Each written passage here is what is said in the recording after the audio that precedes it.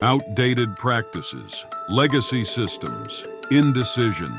These ghosts haunt businesses, but innovation sets them free. Let's dive into stories of leaders who faced their past and forged ahead. One of the lessons, and I still see this today, is where you see a lot of fulfillment of retailers who sequester inventory. This is my e-com inventory. This is my in-store inventory, or this is my inventory for B2B replan or what have you. And it's maddening to me because no, it's one source of inventory and your customer, regardless if it's B2B or B2C. So I'll give you an interesting story, and back to the .com days. In Walmart, literally, we would go into one of their stores and they would point to a cage. That's our e-commerce inventory. And now I look back, I'm like, wait a minute, you've got inventory across the entire supercenter. Right. You're taking some off to put in this cage over here to fulfill e-com orders. So you're handling it at least 2 or 3 more times than you needed to, which is a cost, right? Because now you're sending labor out there to handle the inventory. You're putting it away in this cage. Oh, by the way, your system now has to track what's in the cage and also what's on the store floor. So that when Joe comes and orders something online, oh, it's an online order. I got to pick it from the cage. There might not be anything in the cage, but there's 15 items sitting on the store shelf. So now what do? Right? And this notion of separating the inventory, and I remember the madness of it, which was like, well, now I have to have 2 WMS systems or 2 order systems, or, my labor has to split it. And this is the shocking part. I still see some retailers today who employ that strategy. And I'm like, haven't we learned in the past 25 years that you have one source of inventory, you should manage it that way? Why add more complexity if you don't have to? Haunted by fragmented inventory, companies once relied on complex, costly processes that only added to the chaos. Today, we can cast aside this ghost by unifying inventory systems, freeing resources and labor from the tangled chains of the past.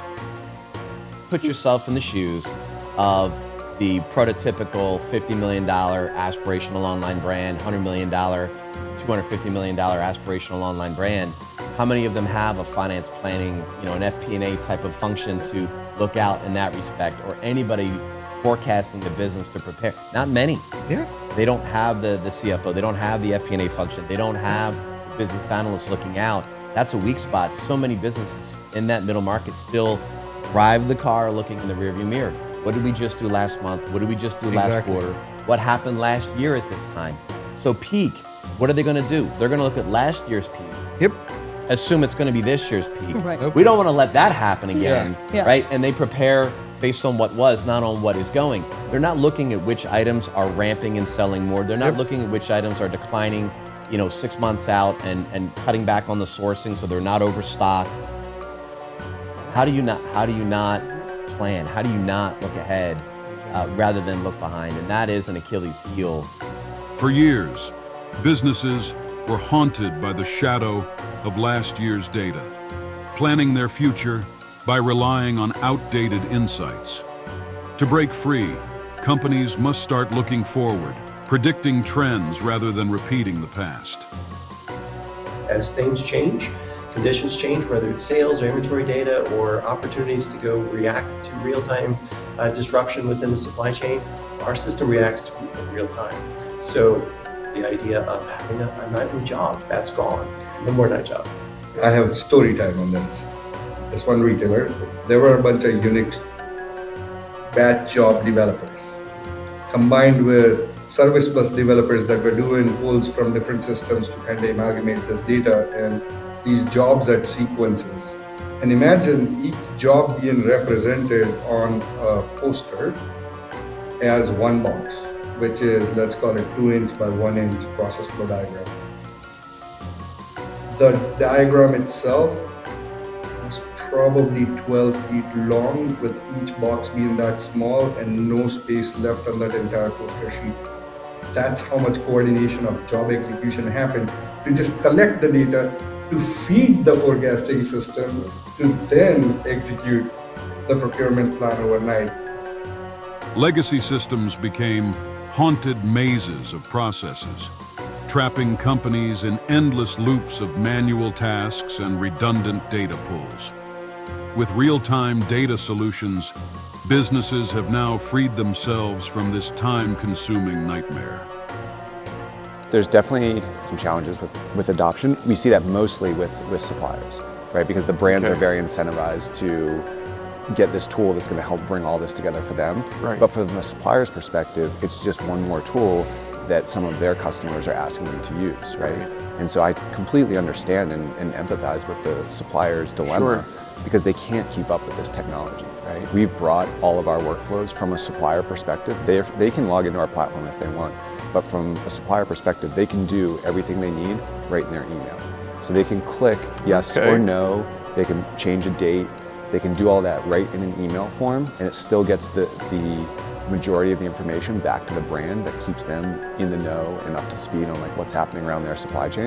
And what's really cool on the supplier side is it starts to bring everything into one centralized spot for the supplier, right? And so then the supplier, they're managing 15 accounts all in one platform, and someone can come into the platform and just, update all their accounts in what used to take them 2 hours, they can do in 30 minutes, right? Ghostly inefficiencies plague suppliers too. Juggling tools for each client eats away at time and focus. By uniting these fragmented systems, suppliers can move forward with streamlined workflows and a clear path to efficiency. What is a digital twin, right? So a lot of people have different perceptions on that, and in logistics so far, the only way you can actually have a digital twin is most people have a CAD file of the warehouse when they build it with some racking drone on it, and they say like, oh yeah, this is our digital twin, where it's not really, it's a digital representation of your warehouse, but a twin means it needs to react and act just like the physical element does, right? So you kind of has to have that kind of capability of being constantly updated and constantly having the latest information. So otherwise you would rely on like WMS data or any other kind of systems data to just kind of feed into that CAD file initially, but it's not really that real-time view. So while the robots are scanning, it's kind of the closest you can get at the moment technology-wise with having that real-time input, going from the current rate that like a cycle counting happens, which is like days, weeks, months, sometimes even years, to like 45 minutes. You're really reducing that visibility gap, as we call it, to as little as possible. And of course you can have multiple robots if you want and continuously kind of keep feeding in. But even that level of unit is massive. A static digital twin was merely an illusion, providing only snapshots instead of real-time insight. Today's innovations close that visibility gap, ensuring the digital twin is as dynamic as the warehouse itself. If your company has the backing, and if you have the technology behind a capital expenditure, you can go buy. Some of the companies, Amazon's major focus is CapEx, is we call it two-way and one-way doors. What does mean is, can you take a U-turn after buying stuff? If it is a two-way door at Amazon, we make quick decisions. It is not so much red tape. It is not so much of a long-term approvals, 500 all the way to the top management. But if it is a one-way door, then we make cautious decisions, more analysis-based decisions, and more cross-functional team decisions. But if it is a two-way door for a capital expenditure, for a robotic or a technology base, we make the decisions quick. And as Jeff Bezos says, the worst thing is to not implement anything for having paralysis of analysis. Make a quick decision, move on, learn from it, fail fast, and improve. That's what we do. The ghost of indecision haunts too many businesses.